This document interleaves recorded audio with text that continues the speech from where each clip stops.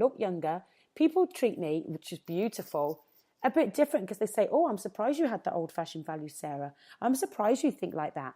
But I'm a big believer in that when you're goal setting, you're trying to excel in life, you can really mix up the old ways with the new ways. And the new ways, I would never now be without my iPhone or my laptop or my iPad or all these amazing things like Bluetooth, all these different things that we can have. We can't always wish for the old days. So do think you haven't got to change the way you're thinking about things, or, use the excuse of, well, back in my day it was done like this, or, oh, I can't do this. I'm not like these millennials. I can't use a computer, or I can't do this, or I don't know about Facebook and social media. Just learn. You actually, I was not at all into social media until 2 years ago. Definitely thought it wasn't somewhere for me.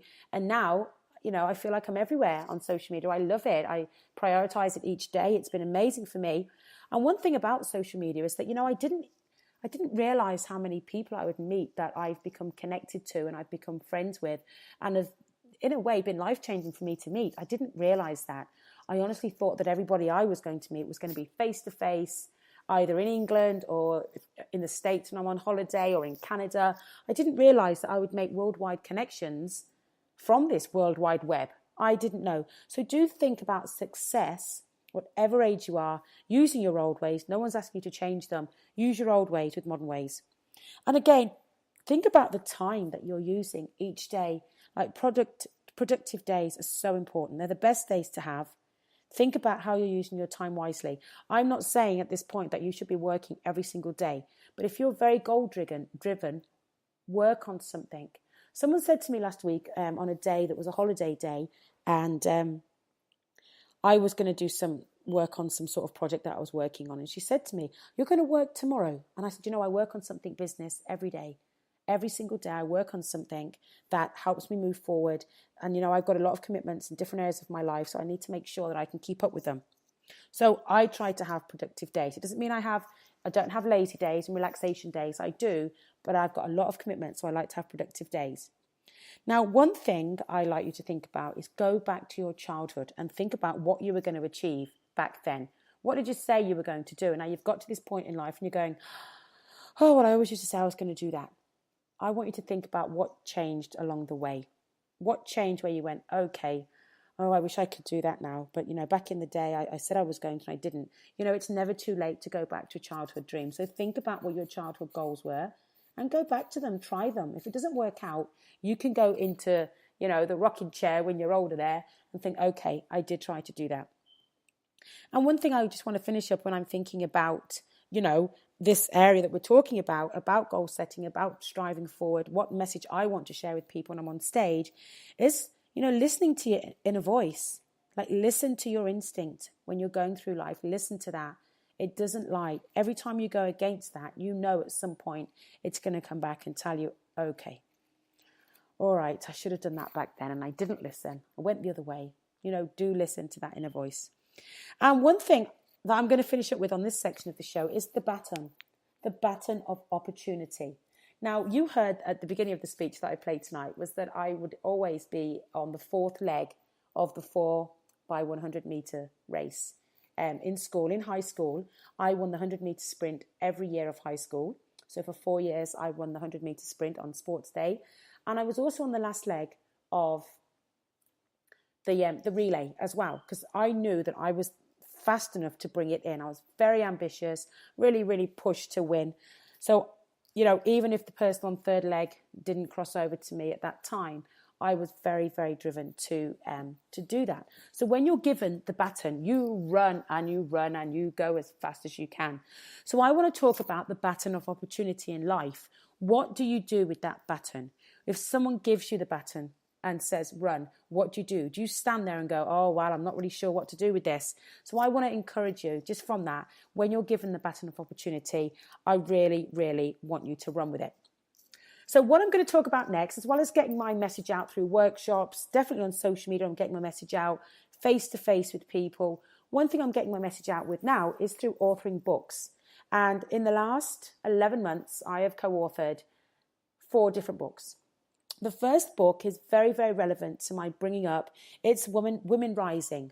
And when you listen to my speech a bit earlier, the Women Rising was the speech was a lot to do with the book that I wrote. And it was all about a positive mindset can create a beautiful life, how mindset, self-care and ambition can lead to joyful living. So the first book that I did talked about that. And I also, at the end of that story, as well as talking about my life, I talked about how your mindset leads to action. You know, how self-care was so important and you need to give yourself time, whatever that meant to you and whatever way you had to find that out. And how ambition and inner drive were really, really important to do that. And then there was like a rise up challenge that we had to do. What did I want people to do with the information? And I wanted people to realize that life was a gift, and it was an absolute gift. And whatever you had to do to live that wonderful life, then you were still here to be able to do that. So that's why I believe that self-care is very, very critical to the well-being. So really always take an honest look of how you're looking at yourself. So that was my first book there. It was about self-care, ambition and what you could do. And that was out in May 2017. Now in July 2017, the next book that came out was Live Out Loud. And the story that I had in that book, or have in that book, I should say, is starting and finishing the story together. Now, this was a story that I had to really, really dig deep and write, because given that I always talk about my parents and how they had a big impact in my positive attitude I have, the ambition that I have in me is all derived from my parenting from a young age, and being told that I could just about achieve anything in life, that got me driven right from grade one, right up until now. And even going into my 45th year this year, I still have that feeling that I can achieve anything that I put my mind to. I've never stopped believing that I could do that, because some amazing things have happened from having that. So Living Out Loud is the book, and I believe that my parents have helped me live out loud in all areas of the life. So that's why it's important to get my parents' story across. Now, my parents' story is that after 47 years together, my dad passed away 2 weeks after my mum's funeral. And although that is absolutely devastating, the reason I wrote the book was so that future generations could read the story about these most amazing people. They had an absolute massive impact in our community while I was growing up. And, you know, my mum had 350 people to her celebration of life, and my dad had 500 people to his celebration of life. So the reason I wrote this story was to share that wonderful life they had together. One of the lines that I actually say in the book is that they weren't the perfect people, but they were the perfect parents for me. And that's how I feel. So I also wanted to write the book so I was able to show people that have such gratitude for people in your family, your close friends when they're here, because you never know when you're going to have that last conversation with them. You never know. I can remember both last conversations with my parents.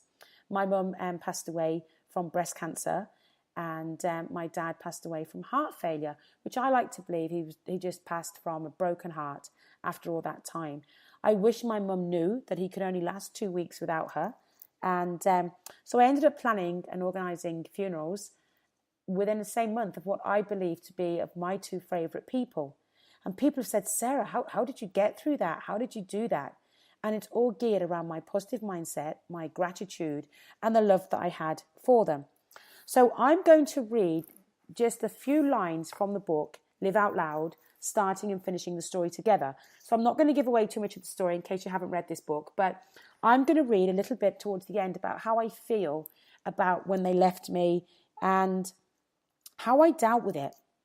So that will give you a little bit of an idea, because a lot of people said, wow, that's a deep story to write, about the death of your parents. And is that a miserable story? And I said, no, I tell their amazing story because they were together so long. And if you're brought up in a Jamaican household, there's a lot of fun. There's a lot of things going on. Nothing is boring about being in that family that I was raised in. And it really, really helped me later on in life to look back at that when I'm raising my own family. So I'm just going to read just a few paragraphs here from starting and finishing the story together in Live Out Loud. Many called it the end of an era. Trescott and Christine were a popular couple, and they were going to be sadly missed. I truly believed he died from a broken heart. They may not have been the perfect couple, but they were the perfect parents for me. On the day of my father's service, a friend said to me, Sarah, he started this journey with your mother, and now he's meeting her to go and finish the journey together. It's their story from start to finish. You're part of the story, but you have your own story. Keep living your story. So I keep living my story as they would want me to. They taught me to be happy, positive, and enthusiastic. So I'm just that, and living life to the fullest, just as they would expect of me. This loss of my parents in a short space of time has taught me many things. Life is an absolute gift. Treat it that way. Love your family and let them know it. Distance is no excuse, as I have proven. Live your life to the fullest and do the things that make you laugh right down to your feet. Although we are devastated by their passing, we must celebrate the amazing people that have influenced us in our life. Make it your business to know what type of celebration your family want before they leave us. Trescott and Christine are buried together and have a beautiful headstone that the family fondly calls the monument. On my visits to England and my hometown, my first stop is always at the cemetery. They would like that nothing has changed, and that I always drive straight from the airport, straight to their house, straight to my parents, just like I always did before. So that finishes up that part of the story. Yes, I felt like they'd left me, but my goodness, I had those wonderful people in my life for 36 years. So what an absolute gift. So think about that. Do treat people with love and respect that have really had a massive influence on your life. So my next book that came out in November 2017 is in the book called Born to Be Me. And the story in there is called, it's actually, when I had to think, okay, Born to Be Me, what does that mean? I've just done Women Rising. I've just done Live Out Loud. What does Born to Be Me mean? So my story is called Running on All Engines, the 3Ds, dedicated, determined, and disciplined.